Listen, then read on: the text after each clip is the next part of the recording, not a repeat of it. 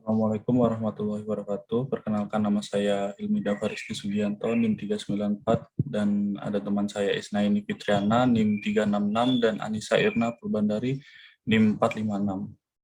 Di sini kita akan membacakan hasil kerja kelompok kami. Yang pertama adalah teori dasar Holland. Holland berasumsi bahwa pekerjaan merupakan salah satu aspek dari kepribadian dan dapat juga mendeskripsikan kepribadian individu tersebut. Karena faktor-faktor kepribadian mendasari pemilihan karir dan proyeksi pandangan kejabatan yang membuat pengambilan keputusan yang memuaskan orientasi pribadi seseorang. Teori ini merupakan beberapa konstruksi dari psikologi kepribadian, perilaku jujur, dan psikologi sosial. Penerapan teori Holland melihat dari 2 atau 3 aspek yang menonjol, lalu dilakukan pencocokan dengan aspek lingkungan dan karir yang potensial. Semakin tinggi kecocokan antara individu dengan pekerjaan, maka akan semakin baik pula potensi untuk hasil yang positif. Next. Nah, berikut ini adalah 6 kepribadian yang dibagi oleh Holland.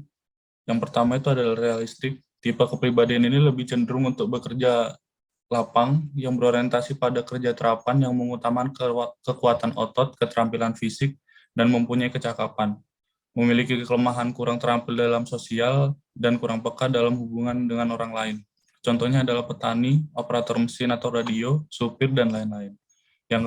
Yang kedua adalah investigatif. Kepribadian ini ditandai dengan tugas-tugas yang memerlukan kemampuan abstrak, kreatif, dan lebih suka berpikir secara logis untuk menangani masalah yang dihadapi. Orang ini memiliki sifat lebih tertarik pada masalah yang belum terpecahkan dan mencari solusi yang rasional. Yang ketiga adalah artistik. Tipe ini menyenangi berhubungan tidak langsung dengan orang lain, bersifat sosial namun susah beradaptasi. Contoh pekerjaan yang cocok adalah ahli musik, ahli kartun, pencipta lagu, penyair, dan pekerja sejenis lainnya. Yang keempat adalah sosial, memiliki kecenderungan menyukai pekerjaan yang membantu orang lain. Sifat ini memiliki ciri yang mudah bergaul, suka berbicara, responsif, bertanggung jawab, dan memiliki kecakapan verbal. Contoh pekerjaan yang cocok adalah guru, konselor, pekerja sosial, dan pekerja sejenis yang lain. Yang kelima adalah enterprising. Tipe ini menggunakan keterampilan berbicara pada saat ada kesempatan untuk menguasai dan mempengaruhi orang lain, menganggap dirinya paling kuat, mudah beradaptasi, memiliki sifat kepemimpinan. Contoh pekerjaan yang cocok adalah pedagang, politikus, manajer, perwakilan dagang, dan pekerjaan lain yang sejenis. Yang keenam adalah konvensional. Tipe ini cocok dengan kegiatan verbal, menyukai bahasa yang tersusun, numerikal yang teratur, suka mengabdi, dan mengidentifikasi dengan kekuasaan. Contoh pekerjaan yang cocok adalah kasir, pegawai arsip, pegawai bank, dan pekerjaan sejenis yang lain. Baik, berikutnya akan dibacakan oleh teman saya.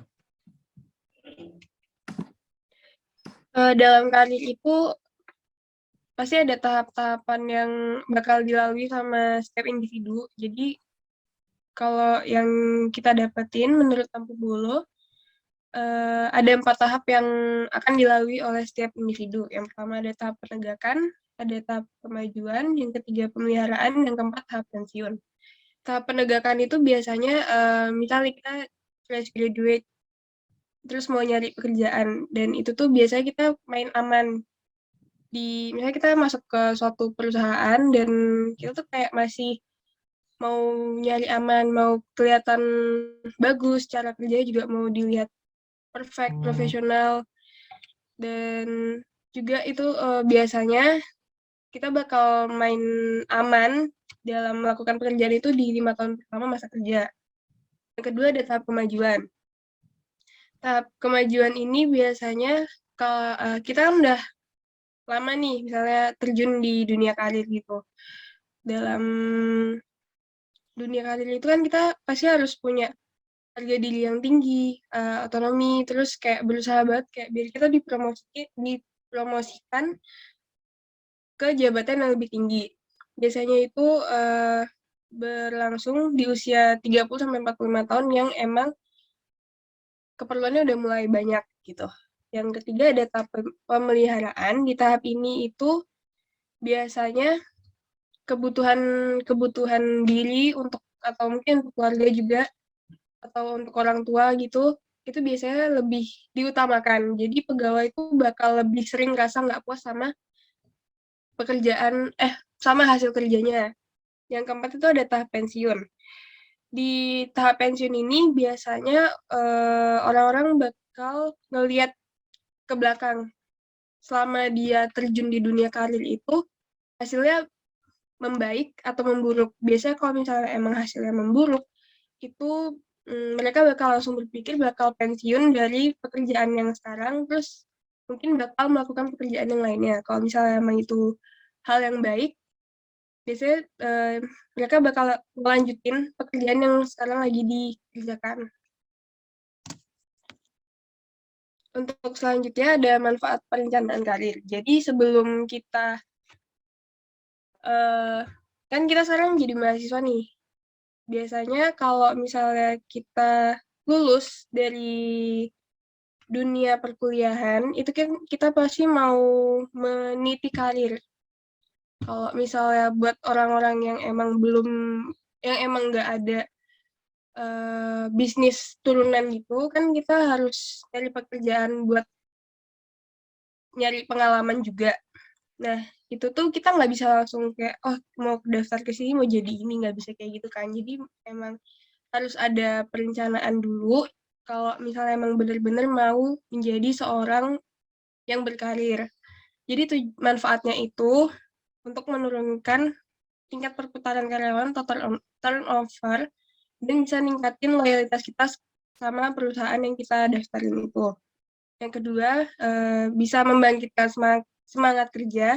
Jadi biar kita tuh performanya nggak gitu-gitu aja gitu, biar ada perkembangan, biar kita ada bertumbuh juga. Jadi yang biasanya emang gitu-gitu aja mungkin yang kita lihat dari mungkin orang tua gitu, kita bisa belajar dari situ. Kayak, oh nggak boleh kayak gini dalam dunia kerja, kita harus kayak istilahnya kayak tumbuh kembang gitu, kayak dari anak kecil jadi kita yang sekarang tambah dewasa kayak gitu. Yang ketiga,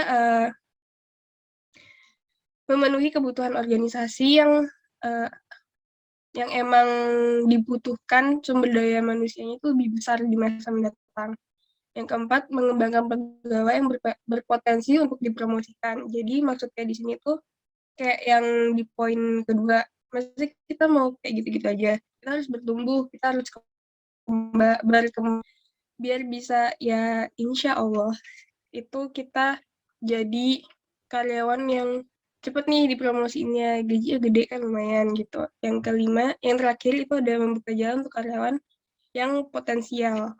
Jadi kan biasanya kalau rekruter itu setahu saya ngelihat juga nih latar belakangnya pendidikannya kayak gimana. Nah, kalau misalnya emang ada satu alumni di kantor itu ada alumni yang sama dari kampus itu, kan pasti dilihat kayak, oh lulusan ini emang oke, lulusan ini emang oke, lulusan ini kurang, kayak gitu. Jadi kita harus bener-bener nunjukin kalau kita tuh punya potensi yang besar biar nanti orang-orang lain tuh kayak kecipratan rezeki kayak gitu.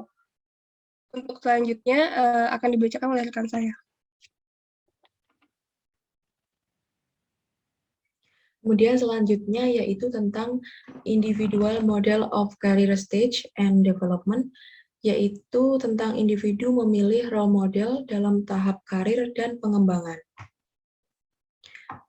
Pengertian pengembangan karir. Pengembangan karir merupakan salah satu subfungsi daripada ruang lingkup utama MSDM, yaitu pengembangan tenaga kerja Human Research Development, di mana selain dari pengembangan karir juga terdapat subfungsi lain, yaitu pelatihan dan pengembangan training and development.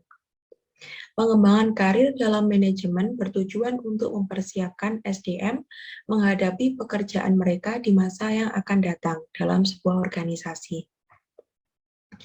Selanjutnya yaitu tentang tujuan pengembangan karir.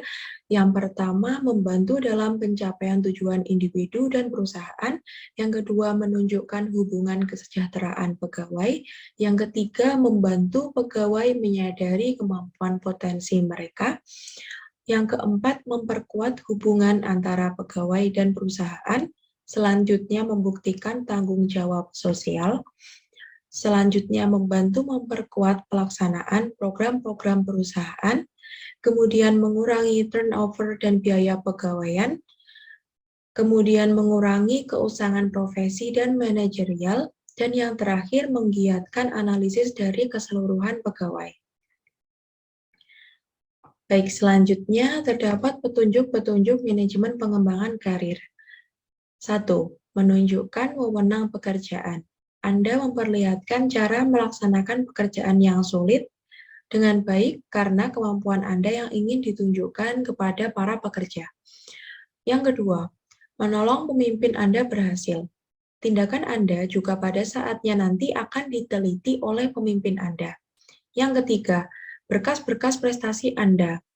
Apa yang telah Anda capai akan dicatat untuk dipelihara dan dinilai apabila dipertimbangkan untuk dipromosikan naik jabatan.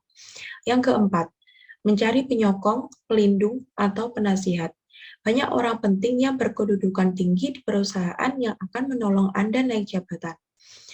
Kemudian yang kelima, banyak cara untuk mencapai promosi, yaitu seperti kesempatan kerja, tugas-tugas pekerjaan lebih baik disukai yang bukan dimiliki oleh perusahaan.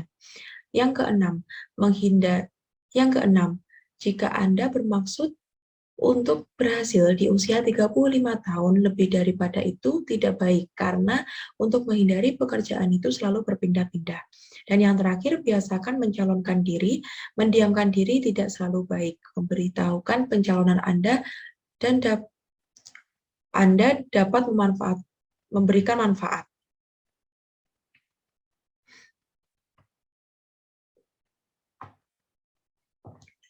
Kemudian, model pengembangan karir. Yang pertama, terdapat model siklus hidup, yaitu merupakan pengembangan karir yang sifatnya pasti. Seseorang akan berpindah pekerjaannya melalui perbedaan tahap karir. Dalam model ini, peran organisasi sangat besar dalam menentukan karir seseorang. Kemudian yang kedua, terdapat model berbasis organisasi. Model pengembangan yang menjelaskan bahwa karir seseorang akan melalui tahap-tahap karir. Tetapi di dalam model ini juga dijelaskan bahwa dalam proses pengembangan karir ada proses pembelajaran bagi karyawan untuk memiliki jalur karir yang pasti. Dan yang terakhir, model pola terarah. Dalam model ini, karyawan dibimbing diarahkan untuk membuat keputusan sendiri mengenai seberapa cepat mereka menginginkan kemajuan dalam karir mereka. Kemudian selanjutnya, terdapat faktor yang mempengaruhi pengembangan karir.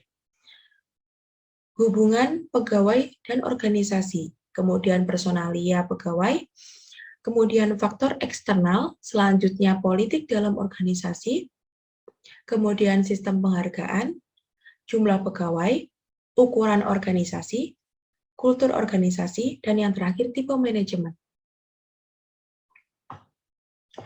Baik, sekian materi dari kelompok saya. Apabila ada kurangnya, mohon dimaafkan. Semoga dari materi yang kami sampaikan bisa diambil manfaatnya. Terima kasih. Wassalamualaikum warahmatullahi wabarakatuh.